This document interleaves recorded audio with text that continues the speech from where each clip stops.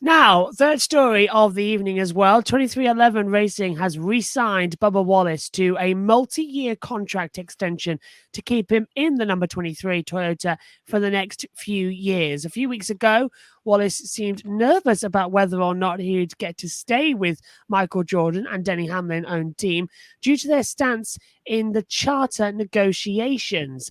However, a deal was able to get a deal done, and now Wallace can focus on trying to find victory lane for the 2024 NASCAR Cup season ends. Now, at the moment, Wallace sits 19th in points and missed the playoffs, but he has one pole, 5 top 5s, and 10 top 10s. Nice and easy to roll off the tongue there. It definitely hasn't been the year Wallace was hoping for, especially when teammate Tyler Reddick won the regular season championship and is currently one of the favourites to win the Bill France Cup. Now, Reddick has 2 wins, 2 poles, 11 top 5s, and 19 top 10s. There have also been rumblings that 2311 plans to start up a third full-time team next season and buy a third charter.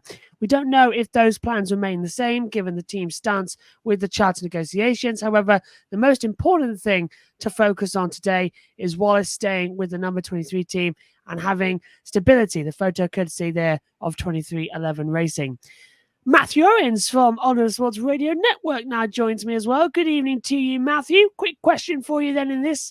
Was there ever a doubt in your mind that Wallace wouldn't return? And despite the contract extension, does he need help to step up his performance when we go into 2025?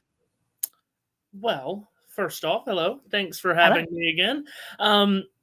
No, I'm not surprised that he got the extension. He's a huge part of this organization. He was the first big part of the organization, and I think he represents the team in the exact way that they want him to. And he's obviously a very fine driver.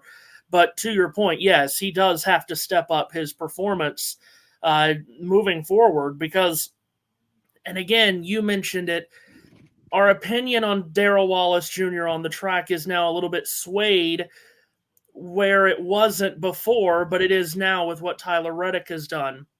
Reddick in the playoffs and won a playoff race last year, advanced rounds in the playoffs last year, and now this year the regular season champion and maybe the most consistent driver on the tour this season, Reddick. He leads the series in average finish.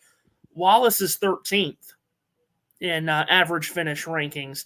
Reddick is third in the series in average starting position. Wallace is 12th. That's a very large gap between two drivers in a two-car team. Now, granted, you can say the same actually with the two-car team that 2311 is always compared to, which is Trackhouse, because they came in basically at the same time, and they've got the superstar co-owners, Michael Jordan and Pitbull. Daniel Suarez and Ross Chastain, their gaps in average finish and a lot of the statistical categories are large as well. But interestingly enough, Suarez is the one that's towards the bottom and Chastain's towards the top, but Chastain didn't make the playoffs and Suarez did. So that also kind of sways how you look at that situation. But with this situation, there's no doubt. Wallace has underperformed in comparison to his teammate. There's a lot of reasons for that. It feels like we've been talking about Darrell Wallace Jr.'s crew letting him down a lot on pit road, and it feels like we've been doing that for 2, 3, 4 years. We've been saying that. There always seems to be something going wrong on pit road, or the strategy isn't right, or something like that for the 23 team. But I don't know how much people are going to take a step back and think about that and the substance of it when you look at these numbers of how far behind he is from Reddick, who, as you mentioned, is one of the favorites to win the championship. I also think of RFK as another two-car team. How many times are we talking about Buescher and Keselowski being together on the track and together on the timing sheet and practice and qualifying? They're always so close to each other, it seems. In fact, Buescher third this year in average finish. Keselowski, seventh. That's a two-car team that always seems to be together on the track one way or another, but the 2311 cars aren't. And Wallace definitely has to get closer to what Reddick has been doing beginning next year or even down the stretch this year. He's had a couple, hasn't he, Bubba Wallace, in terms of nearly wins this year as well, especially on the not the intermediate circuits, more in the high oval circuits that we go to. Do you reckon he can get one win before the season closes as well? He certainly could. The tracks that Wallace is really good at, and the tracks where Toyotas are really good at are coming up. Bristol and Kansas back-to-back, Las Vegas and Homestead and Phoenix too. Those are all Toyota tracks. You can certainly make the case they are tracks that fit what Wallace is and his profile of tracks that he's always very good at.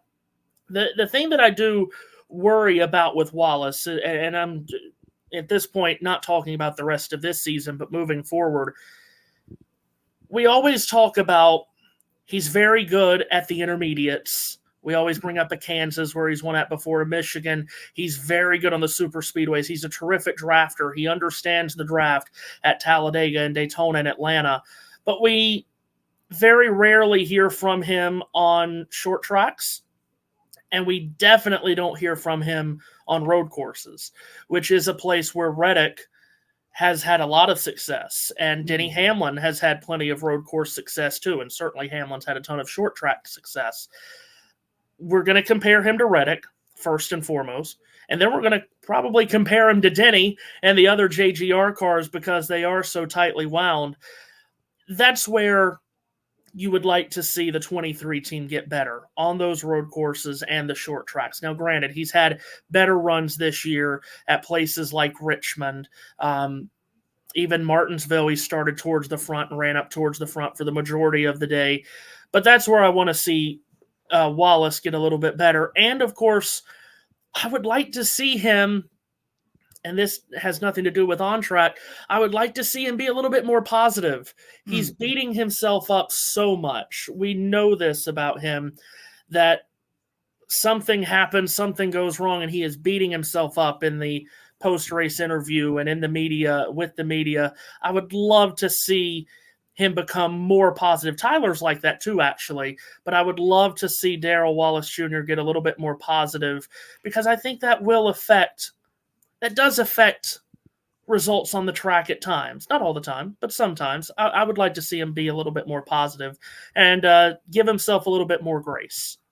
Matthew, thank you very much for joining us tonight as well. And we've got Bristol coming up this weekend, our final race in the first round of 16 before we go into the round of 12.